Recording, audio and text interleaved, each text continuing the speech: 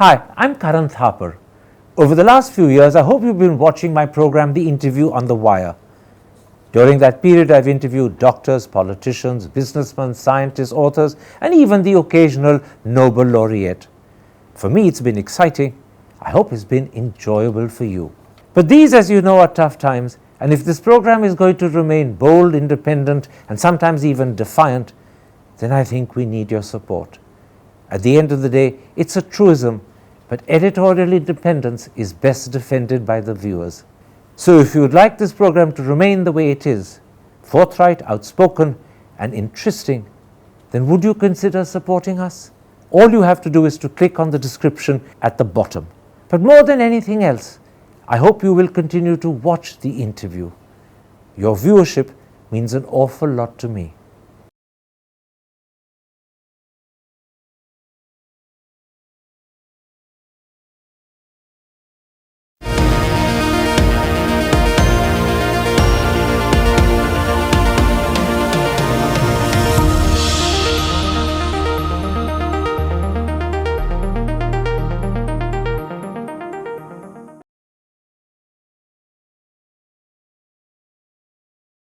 Hello and welcome to a special interview for The Wire.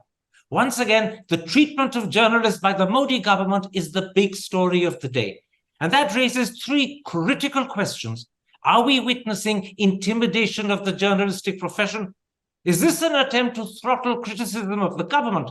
And thirdly, and perhaps most importantly, is it no longer an exaggeration to say that we could be revisiting the emergency of 1975? Joining me for this discussion is someone who's widely considered the doyen of Indian journalists, the former editor-in-chief and publisher of The Hindu, N. Ram. Mr. Ram, on Tuesday, 200 policemen raided 46 journalists in 50 houses and offices in Delhi, Gurugram, Noida, Ghaziabad, and Mumbai. Does that look like a fishing expedition? Does that look like an attempt to intimidate the whole profession? Yes, it does.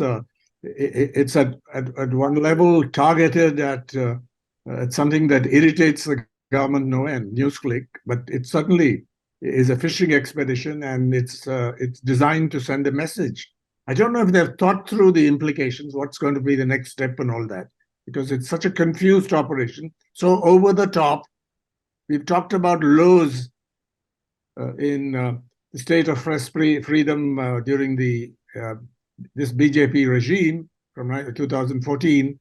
I've said this is the new low and so on, but this is the newest low that we have seen so far because of the scale of the operation, the pointlessness of the whole thing, and the viciousness of it. So I think it is a new low. Now, some of the journalists whose homes and offices were raided on Tuesday have spoken to the media. By and large, they say they were asked three questions. Did they cover the farmers' protest? Did they cover the Citizenship Amendment Act protest? Did they cover the Delhi riots? Now, those are developments that journalists not only are required to cover, but if they had not, they would be remiss and failing in their duty. So what's the point of asking such silly, vacuous questions? Yes, because the people who have gone there have no clue about what's in store. They've been given instructions, and this is their understanding of the issues at stake. In other words, these agencies are batting for the government in a very crude way. They have no finesse about it. They don't have to even adhere to, in words to the law, either the letter or the spirit of the law. They're asking political questions designed to defend the present regime. And that's what comes out. And it's good that these journalists have spoken out and in a sense exposed the whole the motive behind this operation and the mechanics of the operation, because these guys have no clue why they've come there, other than these questions that seem to irritate or offend the government. That's all there is. It's nothing to do with the law.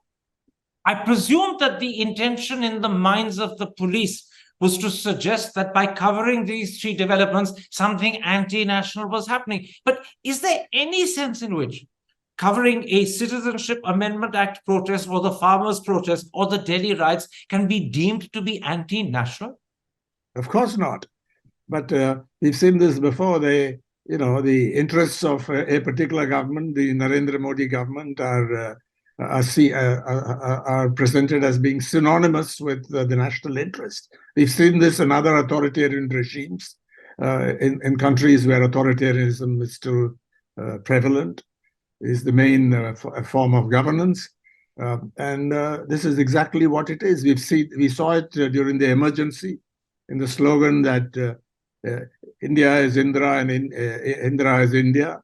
And that's exactly what is being reenacted here. So it's, and this whole business is anti-national. If you report something on China, it's anti-national. If you report anything where there's some agreement, a degree of agreement with the Chinese position, that's anti-national. This is McCarthyism. Absolutely. McCarthyism of the worst kind, transplanted to Indian soil.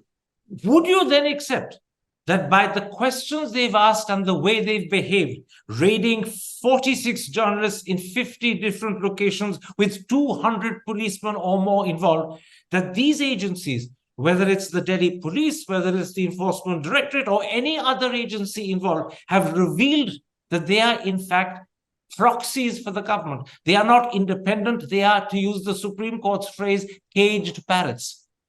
Yes, of course they are. And we've seen this repeatedly during this regime. And that's exactly what they are. And yet there seems to be no solution to this. Here or there, courts give relief, high courts give relief, or the Supreme Court may do it. But, it's time that apart from getting onto the streets, protesting, journalists' organizations protesting through signature campaigns, through street demonstrations, protests at press clubs or before press clubs and so on, you have to go to courts and resolve this matter. And I was pleased that 18 media organizations have written a letter to the Chief Justice of India, pointing it out, basically saying journalists, we don't think journalists are above the law, but here the law is being flouted. The way the seizures are conducted, the failure to inform the people who are questioned about what it's about, what the charges are about, the failure to give copies. And I think it's very clear. And I hope the courts will intervene properly or will respond properly when the matter is taken to them as early as possible. I want in a moment's time, Mr. Ram, to talk to you specifically about the two NewsClick journalists, Prabir and Amit Chakravarty. But first, one more question about this fishing expedition involving 46 journalists. Many of them had their phones and laptops taken away. Many of them were not given hashtag values for the data that was removed or unloaded. One of them has specifically told me, but unfortunately, I'm not at liberty to share his name, that he was working on a 6,000-word article. The entire thing has vanished. All his data, all his access to the books that he's written, which are extremely highly regarded, has gone. So as far as he's concerned, he suffered a huge major loss, and it would end up appearing for absolutely no justification at all. Yes, this is theft under the guise of the law, under cover of the law. This is just stealing somebody's material. And I think, this kind of matter has to be taken up seriously. And, penalties have to be sought. So action has to be sought against such illegal seizures. This is completely lawless behavior. This is a military-style raid on a scale. NewsClick may be a small organization, but on a scale that we have not seen recently. It's going all out for what? Without a clear purpose, just to get some. Yes, it is a fishing expedition, and it's also meant to intimidate and send out a message. This is why that letter written to the Chief Justice of India by name, and I should reveal that, in fact, the Wire is one of the people who have written that letter jointly with some 12, 13 others, is so essential and so necessary. And let's hope that the Chief Justice responds with alacrity. But let me move and now talk to you specifically about Prabir Purkayastha and Amit Chakravarty of NewsClick. They have been arrested under the Unlawful Activities Prevention Act and sent to 7 days remand. And one of the charges is that they have received money from Roy Singham, who is said by the police to be a conduit for China, and the money is being used to subvert India's national interests. Now, you know Roy Singham. Is Yes. he a conduit for Chinese money? Of course not. I've known Roy Singham for quite a long time. Roy Singham was somebody who worked on the left. He and others in his family were on the left. His father was a socialist from Sri Lanka, and his mother is an American. He's an American citizen. Roy Singham was, apart from his political commitments and activities in the United States exclusively for a long time, founded a world-class company called ThoughtWorks. It had many offices. It had offices in India, in Bangalore, for example, in Chennai, and it also had offices in London and other places. I've seen some of this. I saw it because they did the work for The Guardian. When The Guardian, and under the editorship of my friend Alan Rusbridger, The Guardian decided to transform itself into a digital player, apart from print. It was ThoughtWorks that did it. It was world class. And after a while, after a good run, Roy Singham decided to sell ThoughtWorks. He owned the overwhelming share part of the ThoughtWorks, something well over 90%. And according to the New York Times report, which talked about his current activities, which came out in August, I believe,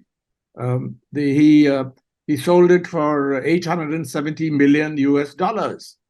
And he's quoted as saying that my life is one of extreme privilege. I want to give most of this away. And I think he made some very generous contributions, setting up foundations and other non-profits under the US law.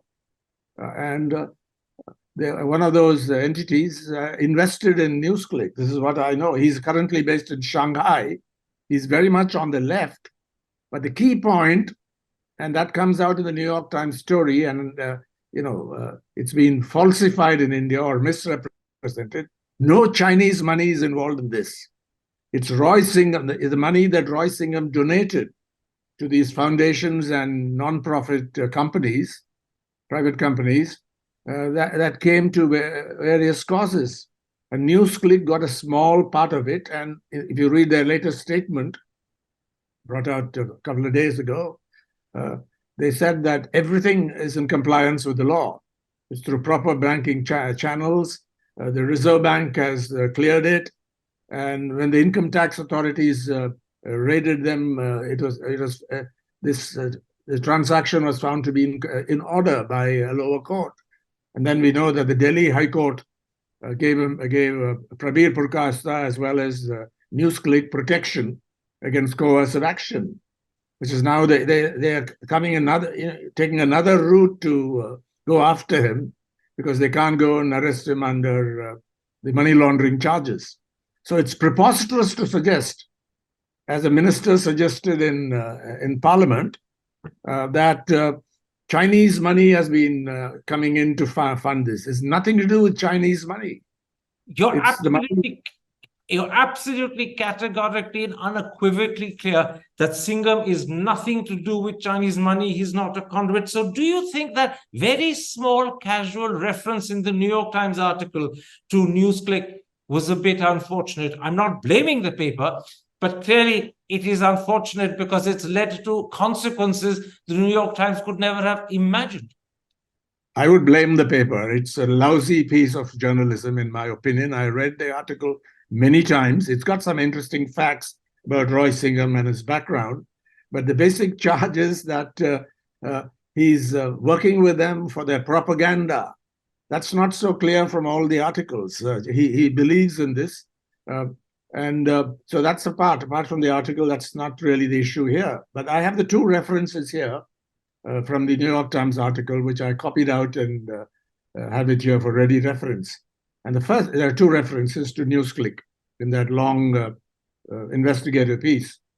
And the first one is as follows, and quote, the authorities in India raided a news organization tied to Mr. Singham during a crackdown on the press. And if you click that crackdown, it's that the press is being persecuted, etc. And then court goes on to say, accusing it of having ties to the Chinese government, but offering no proof. Accusing it of having ties to the Chinese government, but offering no proof. Until this day, no proof has been offered. And the second reference is this, which I think provided the opportunity or pretext for the current raids. Quote, in New Delhi, corporate filings show Mr. Singham's network financed a news site, NewsClick, that sprinkled its coverage with Chinese government talking points.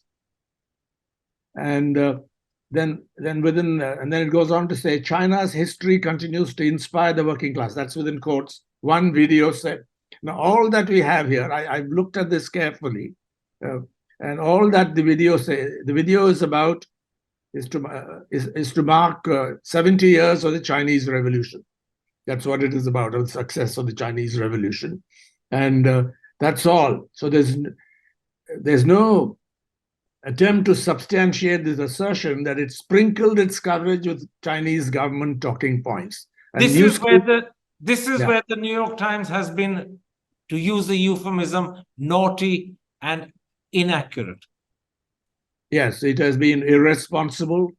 It's lazy journalism, because they should have talked to the editor, Prabir, and the management of NewsClick. They should have made an attempt to do it. There's no evidence in the article that they sought that. They didn't say that we tried to contact them and they declined, or this is lazy journalism. Absolutely. Yeah.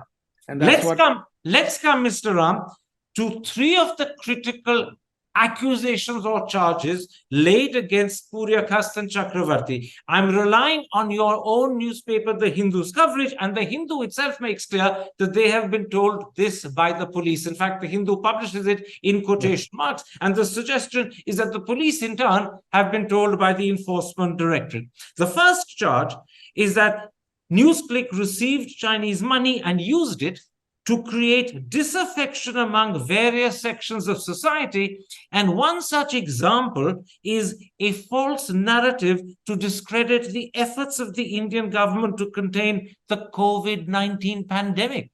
What do you make of that? There's nothing wrong in reporting critically or skeptically. Any government's approach. It's happened in various countries, in the UK, in the US, by the Trump administration, and certainly in India. For example, the mortality figures. The number of deaths reported officially in India is a small proportion of what most people believe is the number. The Economist and the New York Times came up with suggestions that possibly up to 5 million people died of COVID-related causes during this. And NewsClick is a small operation. There's no way NewsClick could have created disaffection among people on this. And that's ridiculous. They're trying to find post facto justification after the arrest. That's why I say they have no clue about why they are there. And anyway, surely it is the duty of journalistic organizations to explore and perhaps expose the rift between what the government acknowledges as the death toll for COVID-19 and what experts have estimated it is. And I think even the WHO, with Prabhat Jha helping the WHO, and he's a world-renowned expert on the subject, have estimated that, in fact, the actual figure could be 7 to 8 times more than the official one. But there's nothing wrong in exposing that. I take it there's nothing wrong Karan, you interviewed him more than once. Absolutely. And we interviewed him on this subject more than once.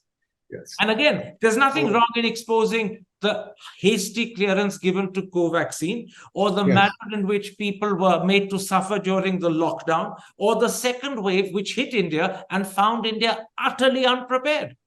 That is the job of a journalist. And the lack of supply of oxygen. In many cases, people choked to death. And it's not just NewsClick that reported it. It was all over the place.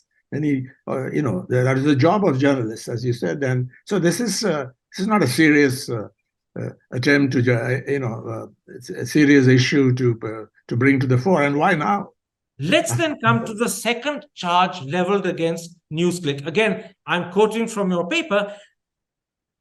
The police say secret inputs have revealed that Singham and Purkayastha exchanged emails which exposed their attempt to show Kashmir and Arunachal as not part of India, thus undermining the unity and territorial integrity of India.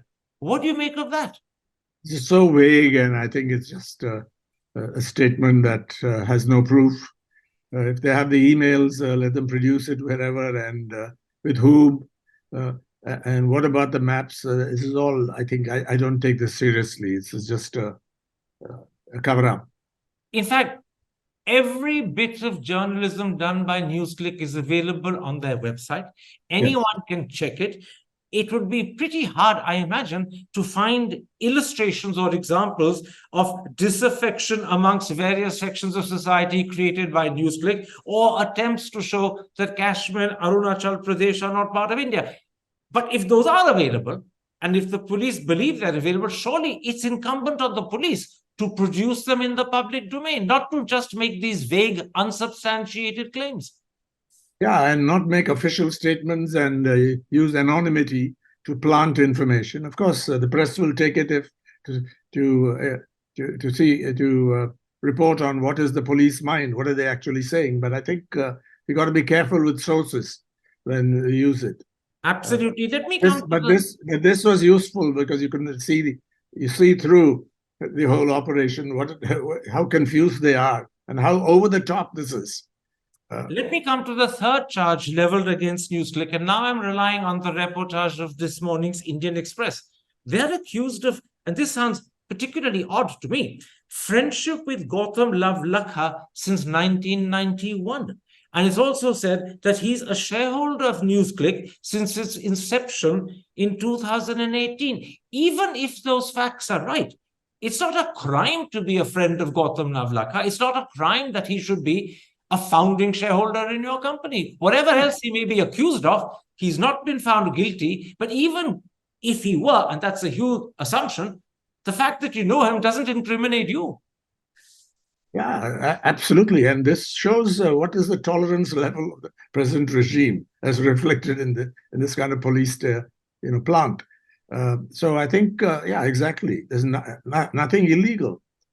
And going back to the so-called Chinese talking points, if you're in agreement with China, say India and China have similar positions on climate change, for example, that was reported widely earlier.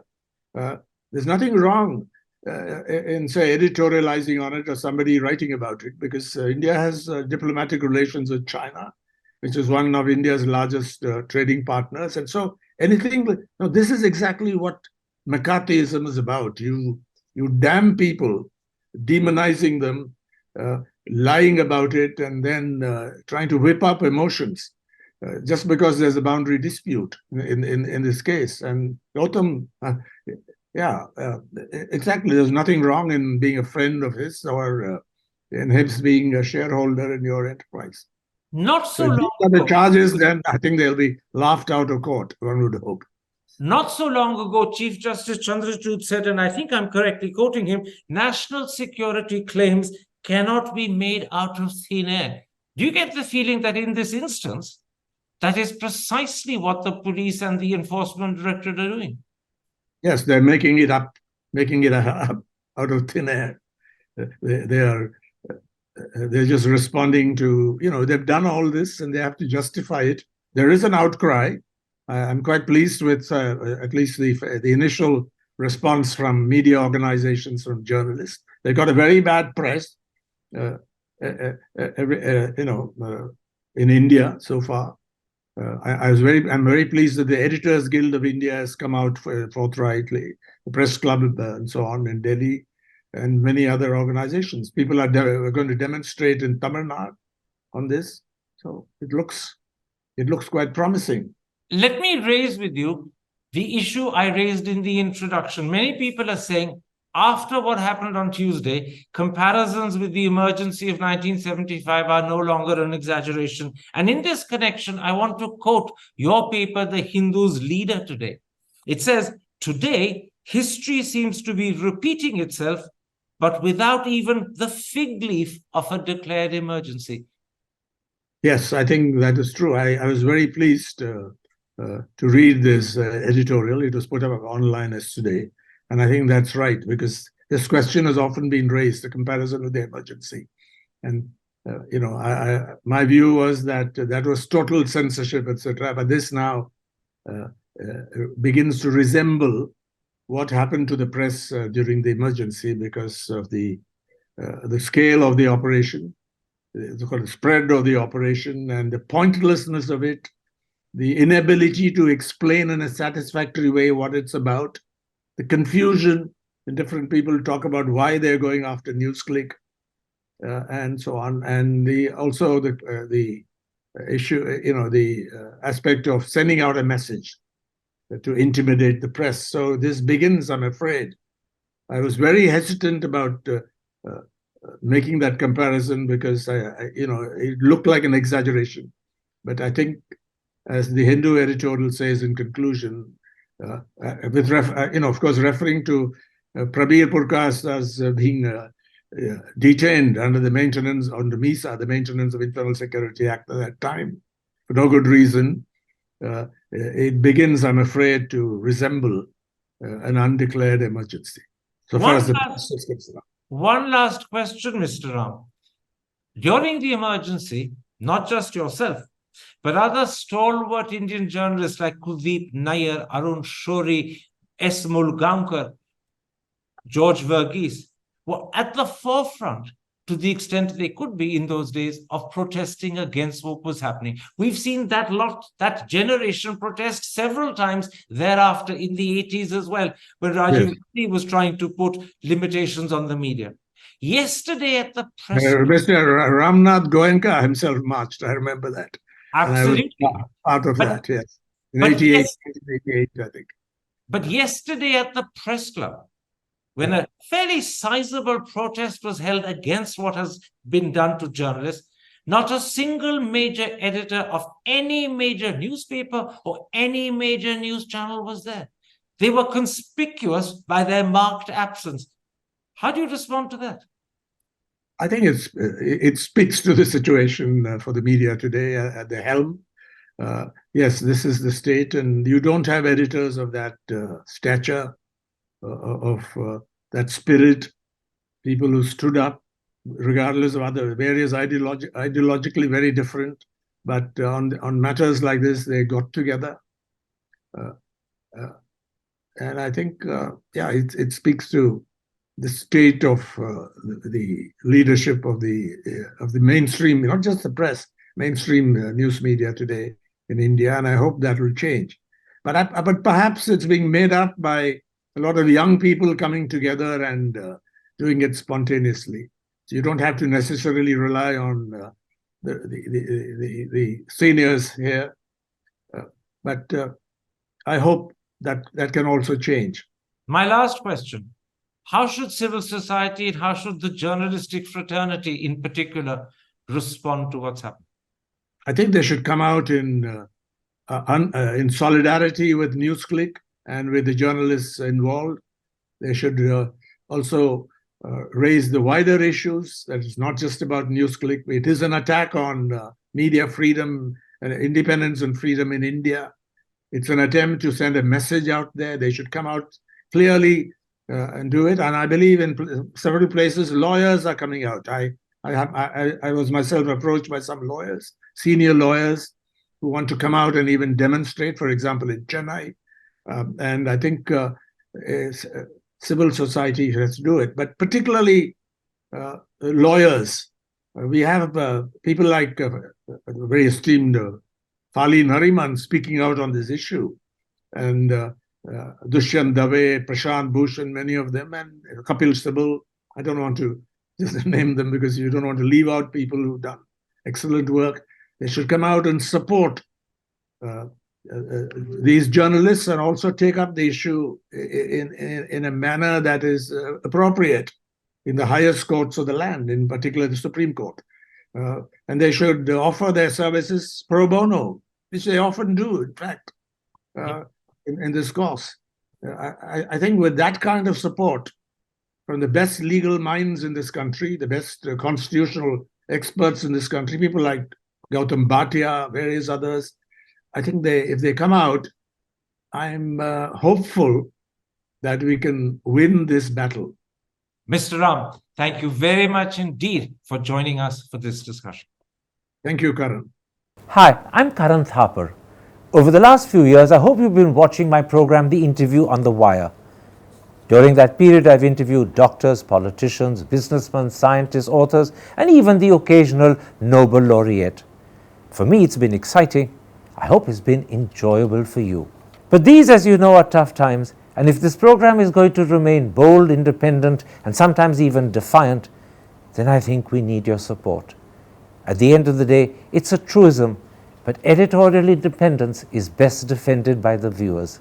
So if you would like this program to remain the way it is, forthright, outspoken, and interesting, then would you consider supporting us?